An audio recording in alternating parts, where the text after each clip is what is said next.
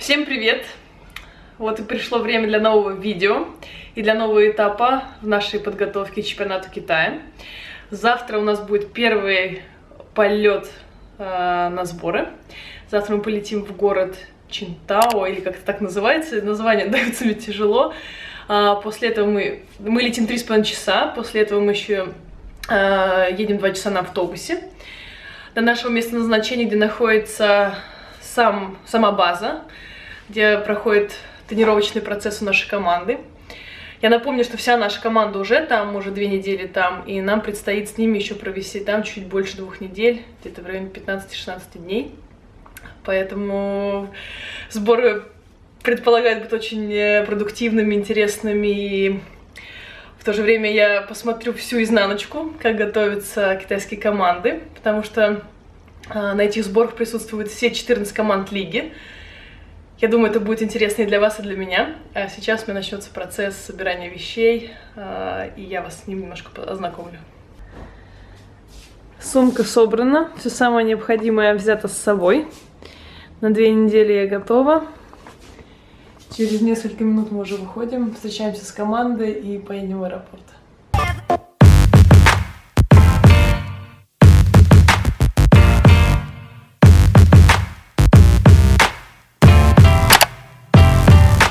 Все, мы едем в аэропорт. Покидаем наш красивый домик, комплекс. Вперед за новыми достижениями. Ну, красота же у нас тут, правда?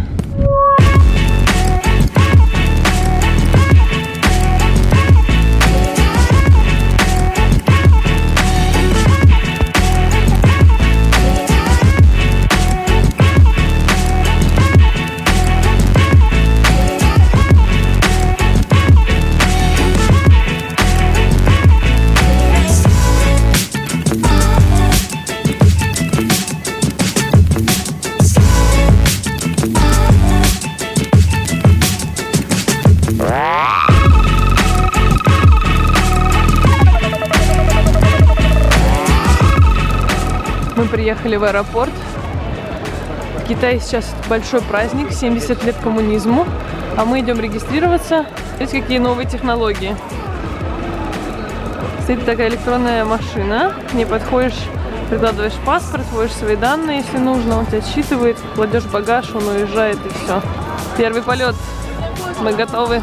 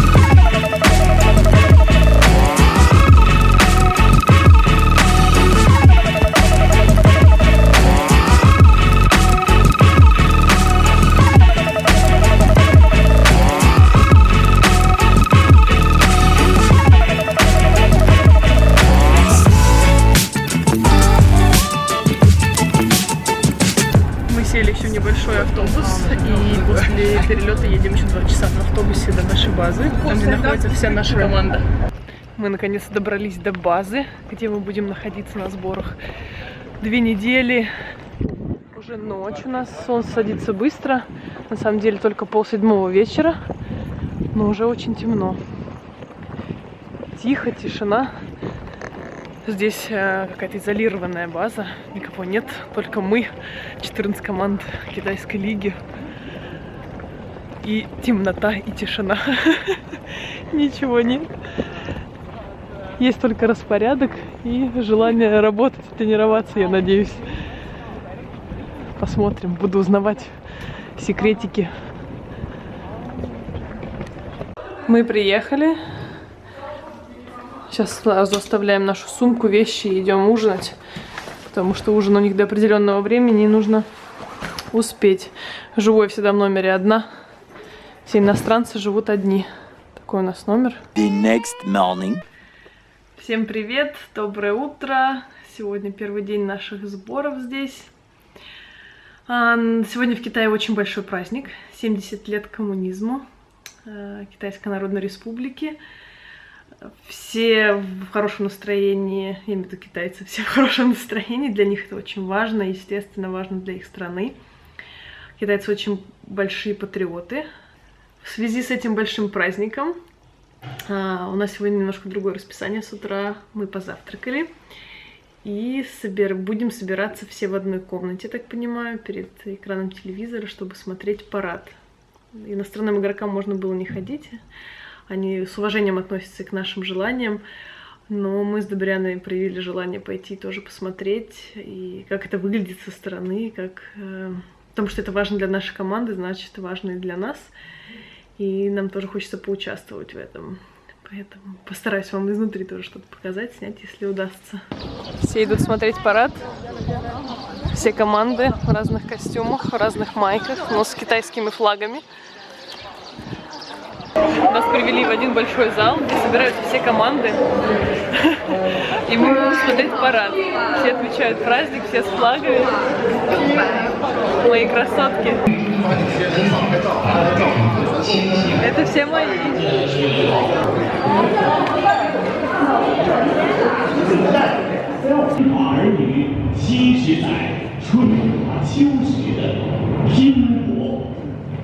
Праздники праздниками, а работу никто не отменял. Я сейчас иду на тренировку, встречаемся со всей командой внизу и пойдем в зал. В зале еще не была, поэтому вижу его вместе с вами. До встречи там.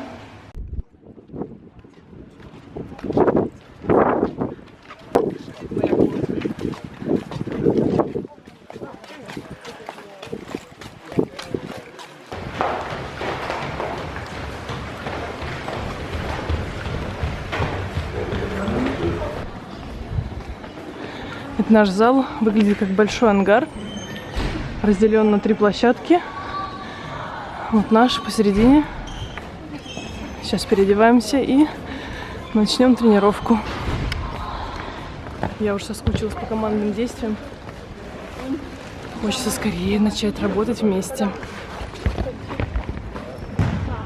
Фу, у меня отдышка после 3 этажей. 3 этажа поднялись по лестнице. Считай, размялись. У нас новый мяч. Уже сборная в этом году играла. Я вижу его впервые. В Китае он только вот нам дали для тренировок новые мячи. Непривычные, если честно, для меня. А вам как? Мне кажется, он напоминает футбольный мяч. Не знаю, напишите в комментариях, нравится вам наш новый волейбольный мяч или нет. Как вам дизайн? Я к тому, кстати, привыкала. Мне казалось, что классический намного красивее. А это тоже такой своеобразненький. This is our name. Yes, Evergrande? Yes. Yeah, Chinese. Название нашей команды на китайском.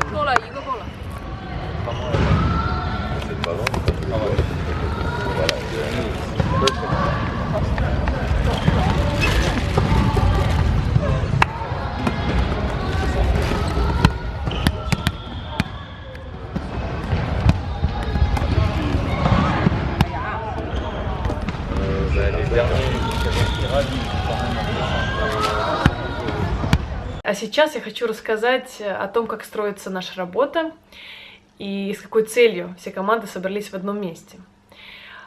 Эти сборы организует, как я уже говорила, Китайская Федерация для того, чтобы все команды могли общаться друг с другом, коммуницировать, смотреть. Все тренеры могут ходить и присутствовать друг у друга на тренировках. Организуются товарищеские игры для того, чтобы команды могли в любой момент сыграть и получить игровой опыт в том числе. И для этого не нужно лететь в другой город, организовывать быт, гостиницу, тренировочный процесс. Уже все здесь, все в одном месте и готовы работать. Поэтому в этом, я думаю, что главная идея — это обмен опытом, рост и подготовка к основному чемпионату. Хочу рассказать еще один очень интересный факт о переходах игроков из клуба в клуб. Как совершаются трансферы и какая система здесь в Китае. Есть очень одна интересная особенность. что если игрок начал заниматься волейболом в детском возрасте в одном клубе, он будет принадлежать этому клубу всю жизнь. То есть, если на моем примере я начала играть в волейбол в городе Тула, в команде Тулица, всю жизнь я принадлежу только этому клубу. Любой мой переход или соглашение с другим клубом осуществляется только с разрешения клуба Тулица.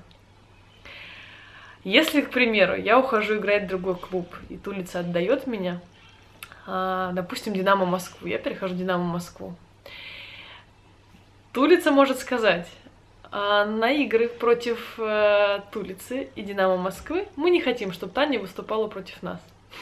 Что еще интересно, сами трансферы происходят в любое время. То есть у них нет какого-то графика, когда осуществляются переходы из клуба в клуб. Допустим, у нас 4 новых игрока, 4 игрока, которые будут играть в основе, придут практически за 2 недели до начала чемпионата. То есть только за 2 недели до чемпионата мы встречаемся полным составом и уже готовимся играть чемпионат. То есть это тоже решение клубов, которым принадлежат эти игроки, и они ничего с этим поделать не могут. Но так как лига закрытая и нету низших дивизионов, то, естественно, каждый клуб имеет большее количество игроков, чем могут выступать в чемпионате. То есть по регламенту там 14 игроков обычно, но у клуба 20 и более игроков. И если другим клубам игроки не нужны, или они не осуществили переход там, в другие страны и так далее, то эти игроки просто тренируются, получают зарплату и не играют весь сезон. Тоже интересно. Когда заканчивается вечерняя тренировка, мы все вместе с командой идем кушать на ужин. Сейчас придем, и я вам покажу, чем мы каждый день здесь питаемся. В меню нас не балуют, дают практически одно и то же каждый день. Еда для меня очень специфическая, но я уже подстроилась и нашла для себя какой-то оптимальный рацион. Хочу поделиться с вами, после тренировки нас каждый день встречает такой закат. Здесь очень красивые розовые закаты. Правда, солнышко уже почти село, не так видно, но все же кусочком с вами поделюсь. Ну что, мы и в столовой. Сейчас покажу вам наш рацион. Чем нас кормят? Креветочки. Это выглядит все вот так. Здесь все команды. Это наша команда. Да, девчонки мои. Это какое-то мясо животного, я так подозреваю. Кого, не знаю. Это тоже что-то мясное, я так думаю. Это маринованные какие-то огурцы с лапшой, с перцем и так далее. Вот это все не спрашивайте меня, что это такое. Вот это я кушаю, капустка. И вот мой любимый батат. Я беру батат. Здесь готовят китайский суп. Вот там. Там стоит очередь. Добрянка. Очень нравится ей китайская еда. Каждый раз кушает рис. С яйцами. Рис очень полезный. Объясните, Танечка, пожалуйста, что рис и рыб очень полезны. Ну вот кукуруза, каштаны, какие-то еще корни. И вот у нас сегодня есть арбуз с дыней. Как-то так. Вот так мы и живем. Забыла вам показать супы. Вот это вообще что-то непонятное.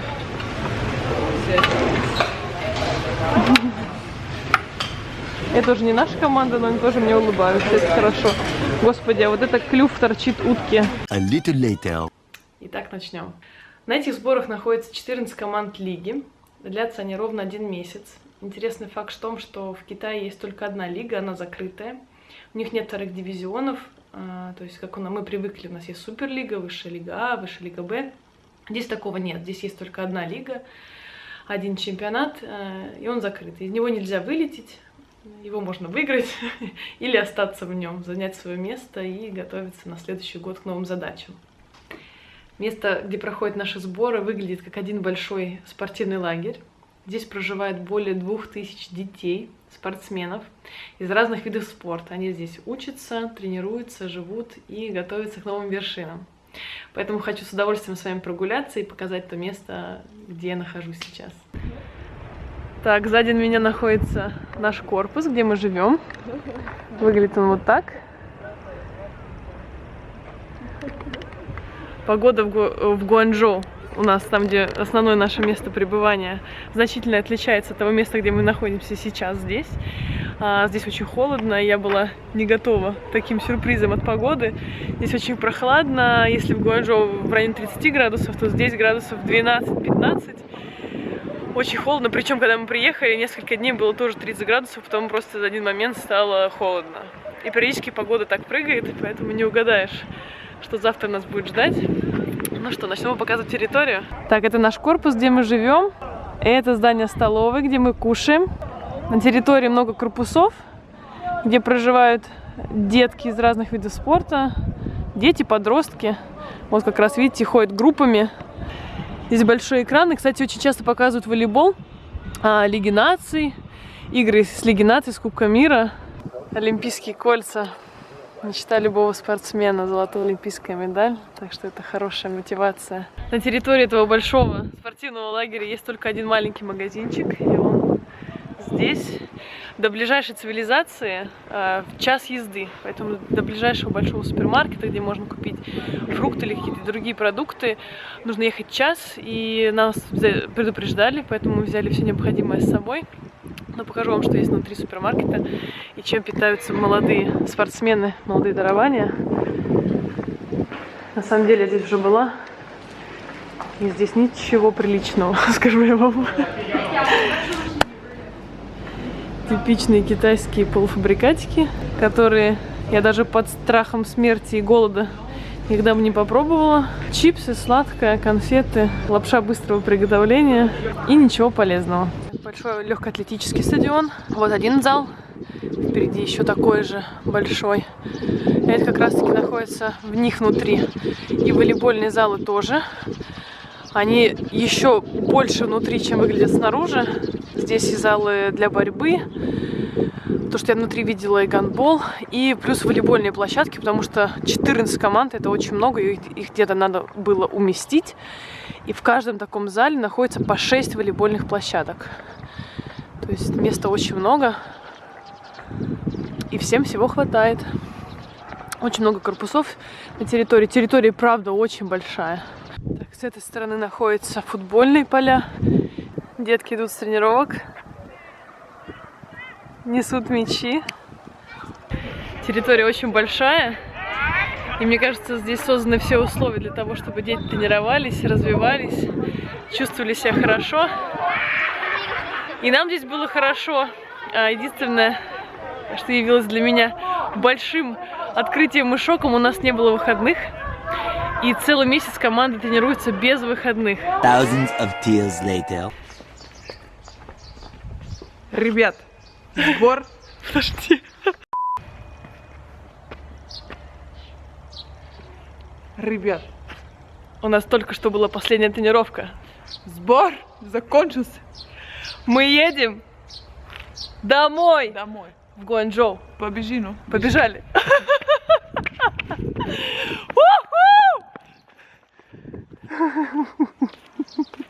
Ребята, это большой ментальный проблем у ее. Мы едем домой. Ментальные проблемы закончились. Начались физические трудности. Мы ждем утрепка, чтобы нас принесли сырники и блинчики из России. Мы едем домой, мы счастливы, сборы закончились. Увидимся в следующем видео. Спасибо вам за ваше внимание, за ваши лайки, колокольчики. Не забывайте подписываться на мой канал, мне приятно, а вам, надеюсь, полезно. Пока-пока!